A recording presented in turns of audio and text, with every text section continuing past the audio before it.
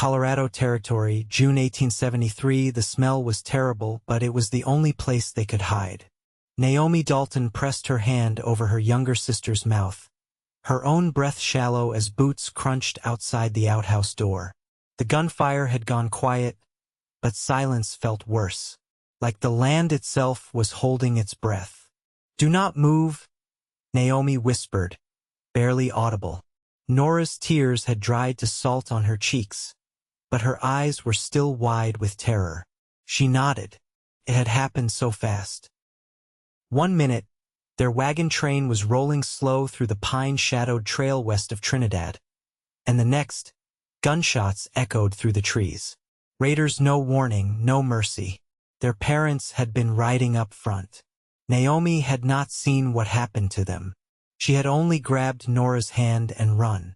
The outhouse had been behind an abandoned way station, half torn down and sagging. She had shoved her sister inside first and climbed in after, bolting the door and praying no one would think to look there. Now outside someone kicked a broken barrel. Another man laughed. Then footsteps. Coming closer. Naomi held her breath. The latch wobbled. Please, Lord, no, but the footsteps moved past. Then a call, nothing left here but horse dung and bones. And after that nothing. The hours crawled. It was nearly nightfall when Naomi dared open the door. She blinked in the fading light. Smoke curled from the burned-out wagons. No bodies in sight, but the horses were gone, and so was everyone else. Naomi gripped Nora's hand. "We run." They stumbled down the slope toward the creek, staying low. The ground was littered with broken crates and scattered oats. The air still stank of gunpowder. Naomi kept looking back, expecting someone to charge out yelling, but the woods stayed quiet. By the time they reached the far side of the creek, Nora was limping and Naomi was shaking from exhaustion. "We need help," Nora said hoarsely. "I know." They just did not know where to find it. The next morning, the cowboy found them. His name was Yates Jennings, and he had been trailing the smoke for miles. He had heard the gunfire the afternoon before, but by the time he reached the ridge, the raiders were long gone. He rode slow past the blackened wagons, eyes scanning for any sign of survivors. Then he heard something soft. A cry. Not far. He rounded the far side of the creek and spotted them, 2 girls, huddled beneath a tree. The older one had a stick in her hand like she might use it as a weapon. Her chin was bloodied, hair tangled, dress torn at the hem. He stopped his horse several paces away and tipped his hat. "You girls, all right?" The older one's eyes narrowed. "Who are you?" "Name's Yates Jennings. I work cattle out of Roundtree Pass. Heard shooting yesterday. Figured someone might need help." The younger girl burst into tears. Naomi pulled her close. "We do not know where our parents are. We were with a wagon train. They were up front when the shooting started." Yates dismounted slow. "You two the only ones left?" "I think so." He knelt nearby, not too close. "You hungry?" The older one looked like she wanted to say no, but her stomach growled loud enough to answer for her. He reached into his saddlebag and handed her a wrapped biscuit. She eyed it warily. He gave a small smile. "You can keep the stick. Just eat." She took it. Her hands trembled. "I am Naomi," she said after a moment. "This is Nora." "All right, Naomi and Nora." He glanced around. "You all got no horses, no supplies. Nearest town is 20 miles west. That is a hard walk." Naomi looked like she might argue, but then her shoulders dropped. She nodded. "We need help." He stood and walked his horse closer. "I got one saddle, but I can lead him and you two ride." Naomi lifted her chin. "We are not helpless." "I believe that," Yates said. "You got a lot of grit hiding out like that. But grit does not get you across 20 miles of wilderness with no food or gear." She hesitated, then nodded once. Yates helped them up, careful and quiet. Nora leaned against him as he settled her behind Naomi. Once they were both steady, he took the reins and started west. They made camp by a stream that night. Yates built the fire while Naomi fetched water. She moved stiffly, like every step hurt. "You got any wounds?" he asked. "No, just sore." He did not press her. But when she winced, lowering herself by the fire, he handed her a folded blanket without a word. Nora curled up beside her sister and fell asleep fast, exhausted. Naomi stared at the flames. Her face was tight, like she was trying not to show how afraid she still was. "Thank you," she said after a long while. Yates glanced over. "You do not need to thank me. I do. No one else came." He looked at her, then really looked. Her eyes were a deep brown, wide and steady despite what she had seen. Her hands were scraped, her jaw bruised, but there was something strong in her, something holding tight beneath the fear. "You saved your sister's life yesterday." She gave a short breath. "I still do not know where our parents are, if they are alive." Yates tossed another stick into the fire. "I can help you find out. I got friends in Trinidad. We will send word. But for now you are safe." Naomi nodded, and for the first time since he met her, she let herself relax. Just a little. Over the next 2 days they rode slow and careful. Yates kept his tone easy, telling stories about the cattle drives and the time he saw a grizzly steal a whole sack of beans. Nora laughed at that, and even Naomi cracked a smile. At night, they shared firelight and quiet.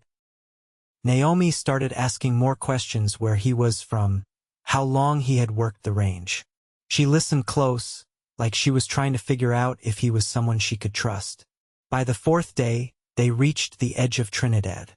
Yates led them to a small house just outside town, where a widow named Mrs. Ellery took them in. She had a warm kitchen and a soft bed, and Naomi's shoulders finally eased when she saw Nora safe and fed. Yates lingered near the porch that evening, hat in hand. Naomi stepped out to find him. "Will you be heading back east?" "I was thinking I would stay a while. Just to make sure you two settle all right." She looked at him, something shifting in her chest. "You do not owe us anything." "I know, but you want to stay." He nodded. She moved closer, her voice softer. "We owe you more than we can say." Yates shook his head. "You do not owe me. I am just glad I heard you." Naomi smiled, small and real. "You saved us." Yates looked at her then like he had never seen anyone like her before. "You saved each other." They stood in the porch light, quiet. And without thinking, Naomi reached up and touched his hand. Neither of them pulled away. Yates took to checking the fence line around Mrs. Ellery's plot each morning before the sun had fully cleared the ridge. There was nothing wrong with the fence, not really, but it gave him a reason to stay close without hovering. He'd made a quiet arrangement with the widow to help with chores and repairs in exchange for a cot in her barn. Mrs. Ellery, sharp-eyed and slow to speak, didn't comment on the arrangement, but Yates noticed she started setting out a third plate at supper. Naomi had taken to rising early too, though she never said why.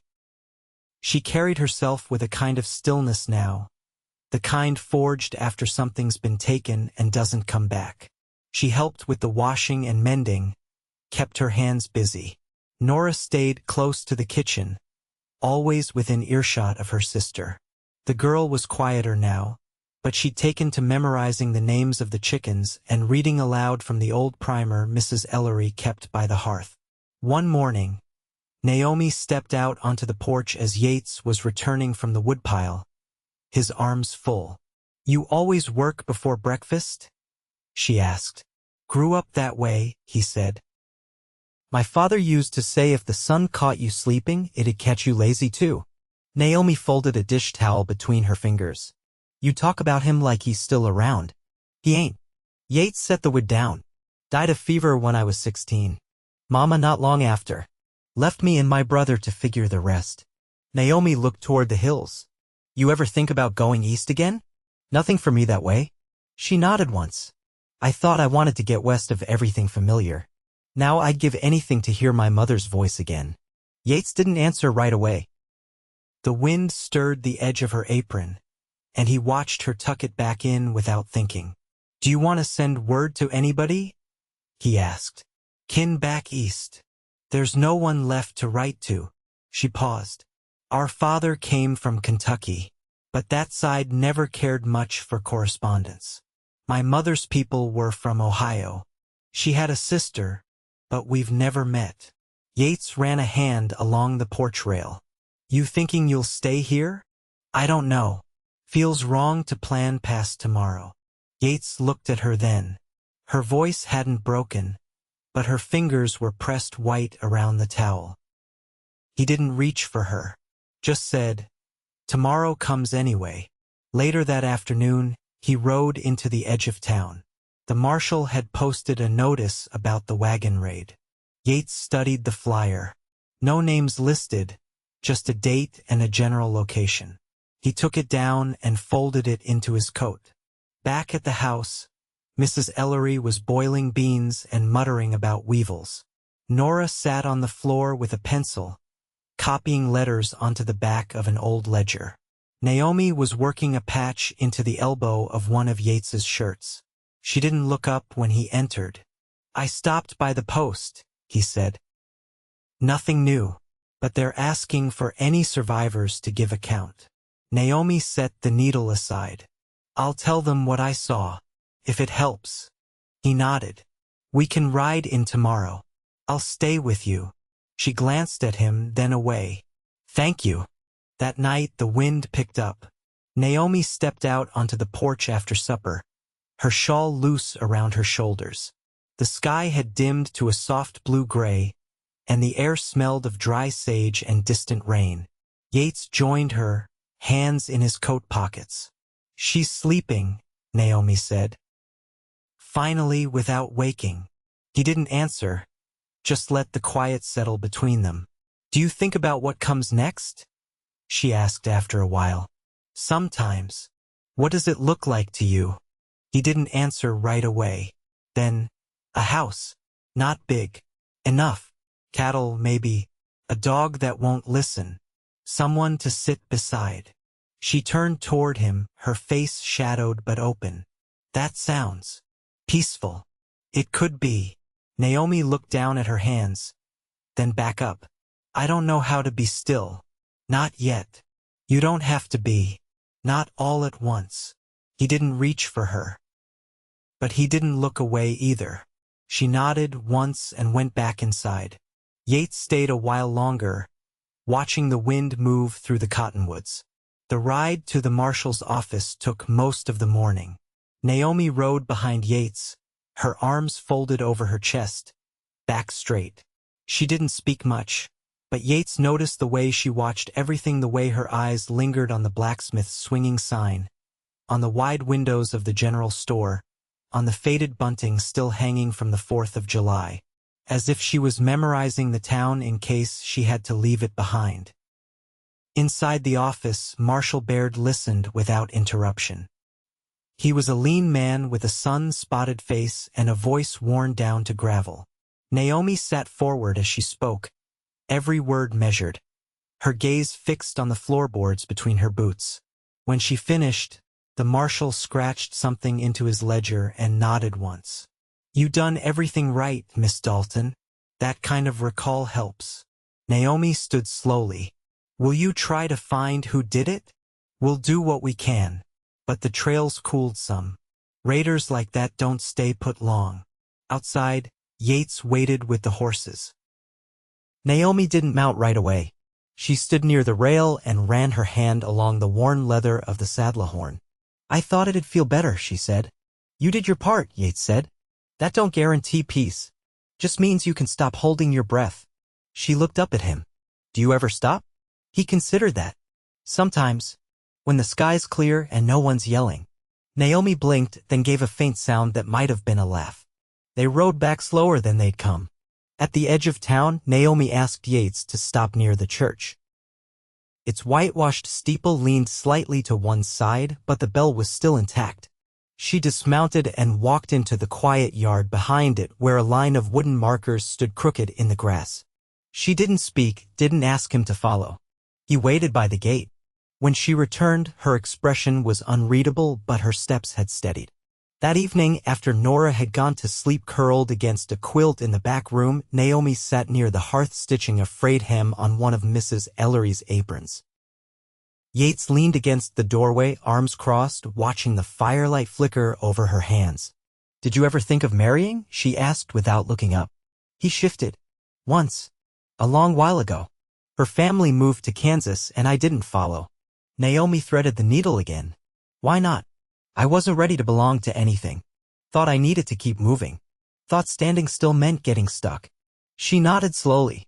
"I used to think stability came from staying put. Now I'm not sure it matters where you are, just who you're with." Yates stepped into the room. "You trying to decide something?" "I'm trying to understand what a life looks like after everything breaks." He knelt beside the chair. "It looks like starting smaller than you want to. One decision at a time. One person you trust." She looked at him then, and for the first time he saw no trace of fear in her eyes. "I trust you," she said. He didn't move. "I don't say things I don't mean," she added. He nodded. "Neither do I." She set the fabric aside and folded her hands in her lap. "I want to stay. Here. At least long enough to know if there's a place for us after all this." "There is," he said. "If you want it." Naomi reached out and took his hand, palm to palm. She didn't flinch when his fingers closed around hers. Outside, the wind had settled and the night was still. Naomi woke before dawn, the room lit only by the faint gray of a sky not yet decided on day. She sat up slowly, mindful of Nora's even breathing beside her. The girl hadn't stirred once in the night, her face turned into the crook of the patched quilt. Naomi slipped her feet into her boots and stepped out into the hallway, pulling her shawl tight. The kitchen was quiet, the hearth cold. She didn't expect Mrs. Ellery to be up yet. The woman had spent the evening sewing new buttons onto a bundle of shirts someone from the church had left by the door. Naomi moved silently, gathering kindling, striking the flint, coaxing flame into smoke, then into warmth. As she fed the fire, she heard the barn door creak open across the yard. She stepped outside, the earth damp with dew, and made her way barefoot through the dirt. Yates was brushing down his horse, shirt sleeves rolled high, hair still damp from the basin. He looked up when he heard her, but said nothing at first. "You always up this early?" she asked. "Horse sweats through the night if you don't work, down before sundown. Easier to clean off the dust while it's still cool." She leaned her arms on the stall door. "I've never taken care of a horse before. I always liked them, just never learned." He offered her the brush without a word. She took it, hesitated, then stepped inside. The bay gelding turned his head slightly but didn't spook. She started at the shoulder, moving the brush in short, even strokes like she'd seen him do. "He's patient," she said. "More than most men I've met." She glanced over at him. "Would you teach me?" "I was hoping you'd ask." They worked in silence after that, the kind that didn't press for anything more than presence. When the sun finally pushed over the ridge, Naomi stepped back, brushing her hands on her skirt. "I don't want to stay idle," she said. "Mrs. Ellery's been generous, but I need to earn my own keep." "There's a family outside town," Yates said. "The Grahams. Lost their eldest son in the spring, left behind a widow with 2 little ones. She could use steady hands." Naomi considered that. "I'd like to meet her. I'll take you this afternoon." She nodded, then looked to him, something new in her expression, not guarded, not wary, but measured, like she was weighing the shape of what might come next. "Will you be riding out soon? Back to your cattle?" "Only when you don't need me here. I don't want you to stay just because you feel bound to." "I'm not." She studied him a moment longer, then turned back toward the house. By midday, Naomi had braided Nora's hair and packed a small cloth bag with the few things they owned. They walked together to the Graham homestead, Nora skipping ahead to chase beetles between the flattened rows of earth. The house was modest, the porch sloped slightly, but the yard was clean and the laundry line taut. A young woman with sun-browned arms and a practical braid stood by the gate, a child on her hip and another tugging at her skirt. "Hannah," Yates said by way of greeting. "This is Naomi Dalton. She's looking for work." The woman looked Naomi over, not unkindly. You any good with bread dough and little ones?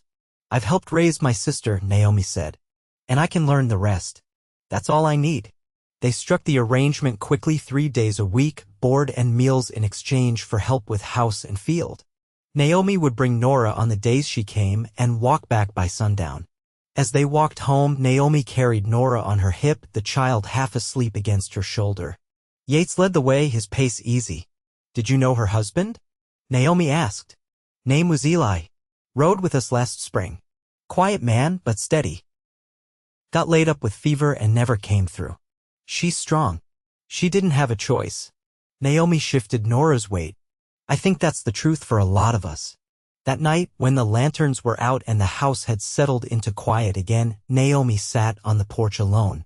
The boards were warm beneath her feet from the heat still rising out of the earth, and the sky was thick with stars. She didn't hear Yates approach until he sat beside her, careful not to disturb the silence. After a long while, she said, I feel like I'm building something I can't quite see yet. You are, he said, brick by brick. I don't know what to call it. You don't have to. Just keep laying it straight. She turned toward him. What if I want you to help me build it? He didn't move. I mean it, she said. I don't want to guess anymore.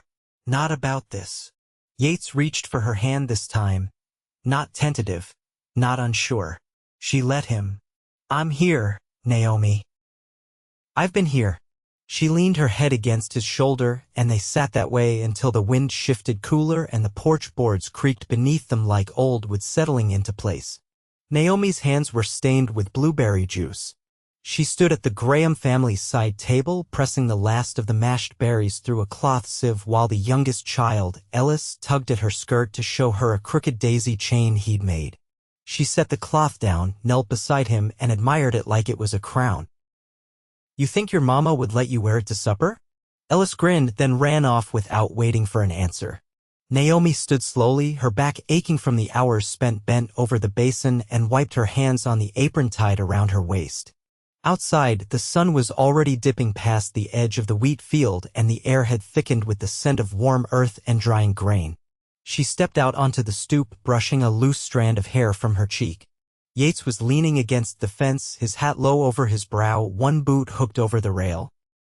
She walked to him, the grass soft beneath her shoes. He looked up when she reached the gate. They gave you every berry in the county? I think they saved them just for me. Always knew you'd be good at coaxing sweetness out of things. She leaned her arms across the fence rail. You always talk like you've seen further down the road than the rest of us. That's because I've had more wrong guesses than most. She glanced sideways at him. You ever wish you'd taken a different trail? He shook his head. Not once. Maybe once, he said. Then quieter, but it's not a wish anymore. The wind picked up, lifting the edge of her apron. Naomi turned slowly, the kind of turn that wasn't rushed or unsure. Her voice was steady. I want to build something with you, Yates. Not just help someone else put their pieces back. Ours. He stepped closer, the fence still between them. You sure? I've been sure since the day you walked us out of the ash and didn't ask us to look back. He reached up and touched her cheek, rough fingers brushing the place just beneath her eye. Then let's build it. They married before the first snow. Not a grand affair, just Hannah Graham's backfield, the same preacher who baptized her youngest, and a handful of neighbors who brought warm bread wrapped in cloth and jars of pickled carrots. Nora wore a dress with a mended hem and ran wild through the stubbled grass, scattering leaves and laughter. Naomi stood in a simple blue gown, her hair braided back and fastened with the only ribbon she'd saved from the wagon. Yates wore his best coat, the one he'd had since Dodge, and looked at her like he'd never seen another sunrise worth waking for. They moved into a small cabin near the edge of town, one that had stood empty too long since the last tenant passed. Yates patched the roof, cleared the chimney, and built a table with his own hands. Naomi mended the windows, swept the hearth clean, and planted dried beans in the back garden. Nora had her own little bed by the stove and a dog that followed her nowhere and everywhere. In the quiet hours, Naomi pressed her palms flat to the worn wood of the windowsill, and listened to the rhythm of Yates chopping wood or hammering fence posts. He never said much when he worked, but she didn't need him to. His presence filled the space like light through oiled glass, steady, warm, and unmistakably there. One evening, as they sat beneath the trees behind their cabin, she leaned into him, her head resting just below his shoulder. "You think this will last?" she asked. He didn't answer right away. Instead, he reached out and pulled off a sprig of juniper, rolling it between his fingers. "I think it already has," he said. "Everything past this is just more of it." She looked up at him. "I never thought I'd find someone who knew how to be still without being empty." Yates turned toward her, brushing her hair back from her face. "You're not empty, Naomi. You're the strongest thing I've ever known. And I've seen mountains crack." They kissed, there in the dusk, with the wind soft and the stars just beginning to blink through the thinning clouds. Behind them, the cabin stood quiet and whole, smoke curling from the chimney, the scent of baking bread drifting through the air. Years passed. The garden grew full. They added a lean-to for the goats, then a second room when Nora grew too tall for her bed. She learned to read by firelight and helped Naomi hang laundry in the morning sun. Yates sold fence posts, broke horses, and brought Naomi wildflowers without waiting for a reason. They never spoke again of the day the trail turned to ash. The past didn't vanish, but it no longer pressed down on their shoulders. It had shaped them, yes, but it did not own them. And every evening, as the light faded and the porch creaked beneath their feet, Yates would reach for Naomi's hand. Always the same way. As if he were still asking and she was still answering. And always she did.